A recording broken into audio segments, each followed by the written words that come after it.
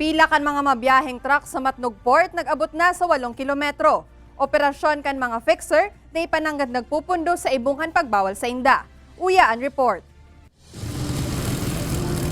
Haros 8 kilometro na ang laba kan pila kan mga truck sa Matnog Port. Aniba, pirang aldaw na subot nakapila sa lugar. Ang mga nakapilang truck, pasiring kutaan na sa Samar. Alagad din huli sa darakulang hukol sa dagat, limitado ang biyahe kan mga roro, pasiring Visayas. Ito ang ating bayan ng Matnog, ang Port of Matnog is nasa harapan mismo siya ng Pacific Ocean na kung saan kapag kaamihan, malakas talaga ang alon. Nahihirapan ang mga barko sa pagdaong at saka sa pagpalaot punta ng pagtawid ng Samar. Anibang mga biyahero, ako man kutaan na nabala. Alagad reklamo sa nasubot ninda, ang padagos na pagkakaigwanin mga fixer sa port. Ani ba kaya na, nagbabayad din haros 2,000 hasta 3,000 de pesos sa fixer, makaenot sa nasa pila. Kung gusto niyang mangyari. Sana yung patakaran po ayusin.